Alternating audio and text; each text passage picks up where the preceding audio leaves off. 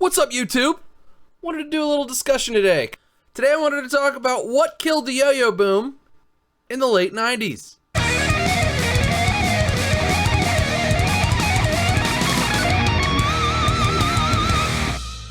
Now, to talk about why the yo-yo boom in the late 90s ended, we have to talk about how it started. I'm just going to give you my personal experience, and from what I remember, feel free to give your personal experience down in the comments below, but let's get right into it. So my personal experience, I remember a point in time somewhere around 1996 where I was always aware that a yo-yo was a thing, and I was sort of always interested in it, but at some point in 1996, I started to see a lot of commercials for it. This, I believe, was due to Bandai and Hyper-Yo pretty much just bombarding Saturday morning cartoons and like primetime Nickelodeon cartoons with commercials about yo-yos and about their yo-yos. Primarily, Yo-Mega stuff, but there was Duncan commercials and stuff like that. I have very vivid memories of Duncan commercials. Throw Duncan, if it's not a Duncan, it's not a yo-yo, that kind of stuff. And that sort of initially got me interested, and I believe it was summertime, so it was just before my 7th grade year. So it was 1996 in the summer, so I'd asked my parents, hey, can I have a yo-yo? They came back with, your standard Duncan Butterfly and Duncan Imperial. I didn't like the Butterfly very much at the time, but I liked the Imperial, and I figured out a way to get to go down and to come up. Also that summer, I went to a Pittsburgh Pirates game, and I got a Pittsburgh Pirates Duncan Imperial that had the Pirates logo on it, and I liked that a lot too. I think it was glow in the dark. So I threw my Duncan Imperials down and up, down and up. I learned how to throw down and up, down and up. That was it. And then I put them away and more or less, I don't want to say forgot about it, but just didn't do it anymore. School started, and we went to school. And it was beginning of the 7th grade year, so it was kind of, transition for everybody, at least for me. And went on about school. Now, at some point in early 1997, so this would have been sometime right after Christmas, we get back to school, and one of the kids who, he was more popular, I guess, he was pretty popular at the time, but he and I were friends, we were good. He showed up with a Omega Fireball. So this would have been very early in 2007. He showed up with a Omega Fireball. At this point in time, I had only been used to Duncan stuff, the fixed axle, cheapy Duncans that you get at, Walmart still, to this day. They just pretty much went down and up. Their spin time was like 2-3 seconds, maybe 10 seconds if you threw it really hard. But we were getting 30-second spin times out of Omega Fireballs, which meant within a week, everybody had to have a Omega Fireball. I remember begging my mother for one. Please, please, please. And as soon as she could, they drove out to the nearest Toys R Us, which was 45 minutes away at that point in time.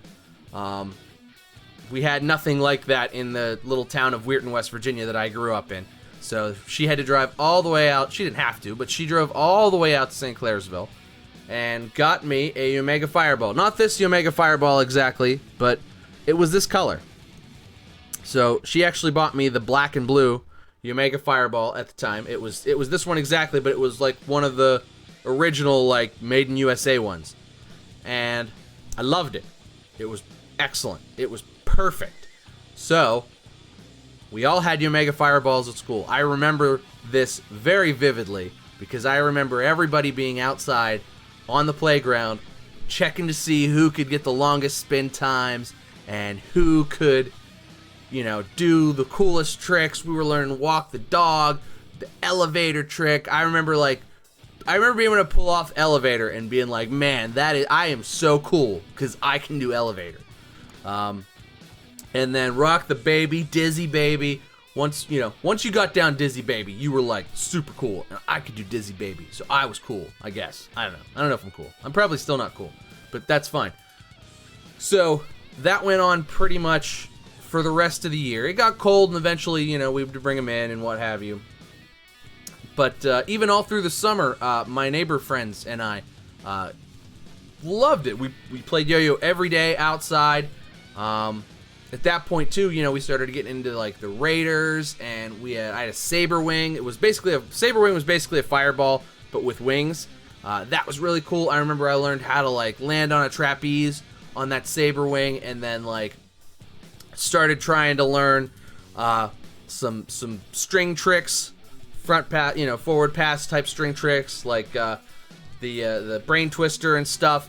I was never very good at them on that. I still think it's hard to do like a brain twister and stuff on a yo-yo with a starburst response. But I digress.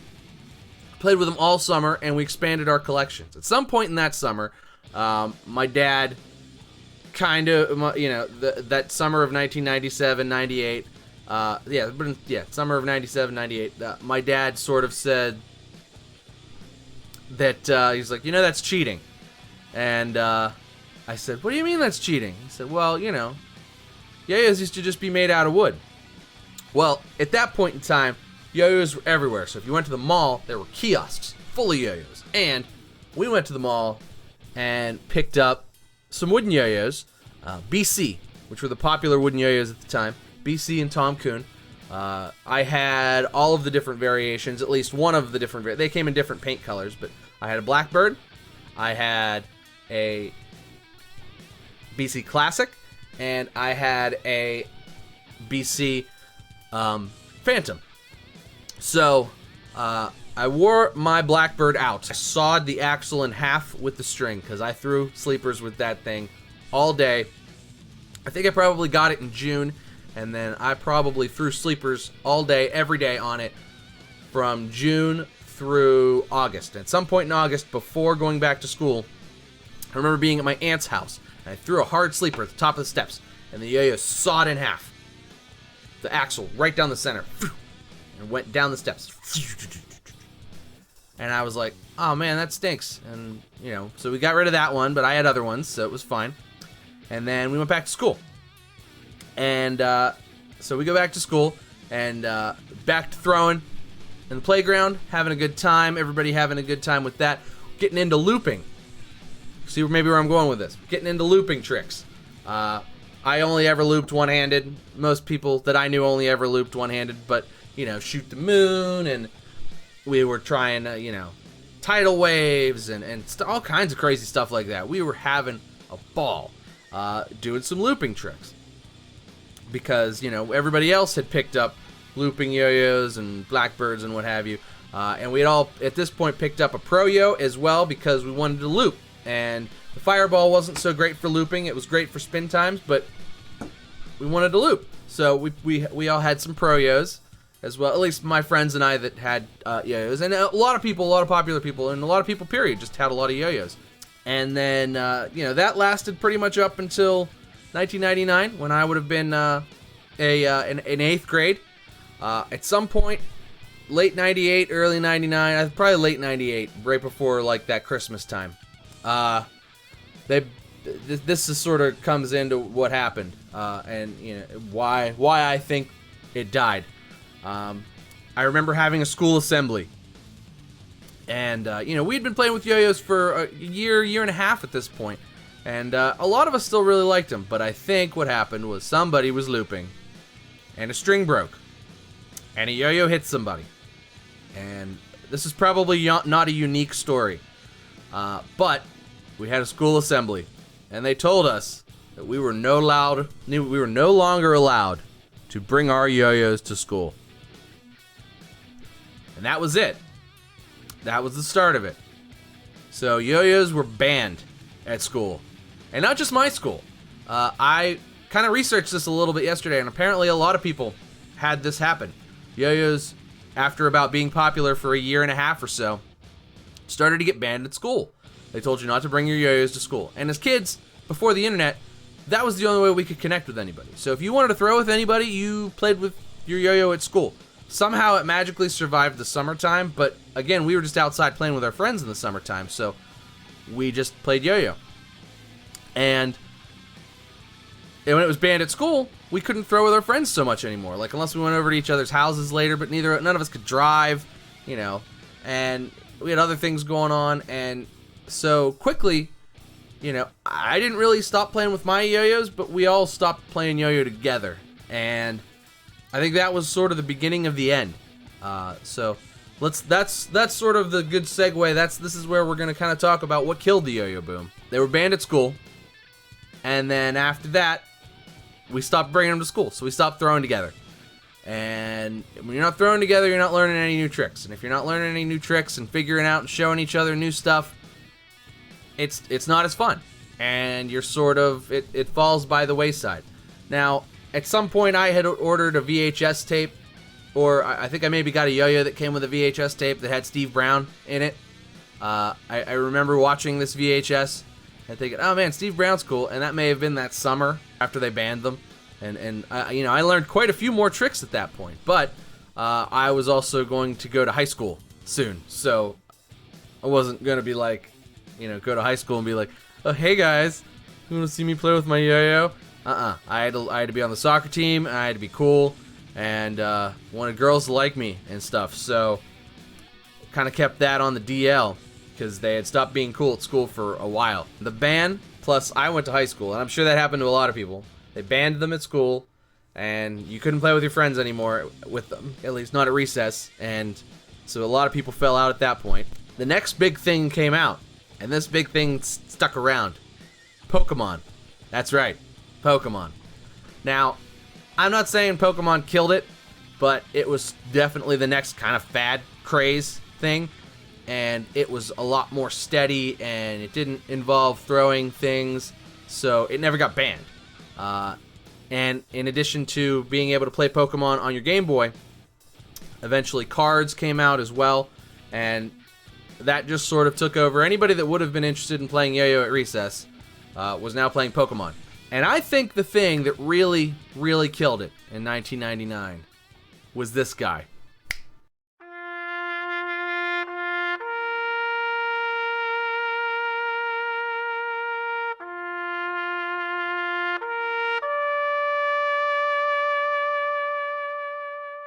That's right. Jar Jar Binks. Jar Jar Binks killed the yo-yo boom. If you'll remember, The Phantom Menace came out in 1999. I'm kidding, by the way. But if you remember, The Phantom Menace came out in 1999 as well. And for me, that sort of signaled the end of the yo-yo boom. I don't think it had necessarily anything to do with it, but that was it. You know what I mean? Like, that's sort of, to me, signified when all of the shops and stuff sort of stopped carrying all of the yo-yo stuff, and all the Star Wars stuff came in. There were no more yo-yo commercials. There were just Star Wars commercials, and that was it. The yo-yo boom was over. There was no more marketing money in yo-yo. All the marketing money was Pokemon and Star Wars, and we weren't allowed to play with them at school anymore, so we couldn't show each other new tricks. And that was the end of the yo-yo boom in the 90s, and that's what killed it. You know, you'll notice that there were similar fads that happened. I kind of feel like that's sort of what happened with fidget spinners as well, except they killed it off a lot faster. All the kids were super excited to test how long their fidget spinners would spin against their friends, but the second they got banned at school, they were no longer popular. Also, there were plenty of parents who were outright against them from the start, because everybody's outraged about something nowadays. Everybody kind of liked yo-yo because the parents all played with yo-yos back in the 70s, so a lot of parents were more into like letting their kids have yo-yos because it was like, oh, this was a toy I played with as a kid and I enjoyed that. Fidget spinners, not so much. Hope you guys enjoyed my little rant story. That's what I think killed the yo-yo boom in the 90s. Leave me comments down below. Let me know what you think. But it's going to do it for me today, guys, though. Hope everybody has a good weekend. Thank you so much for watching. Make sure you like and subscribe. I do yo-yo videos every day. But, cheers, guys. Thanks for watching, and I'll see you next time.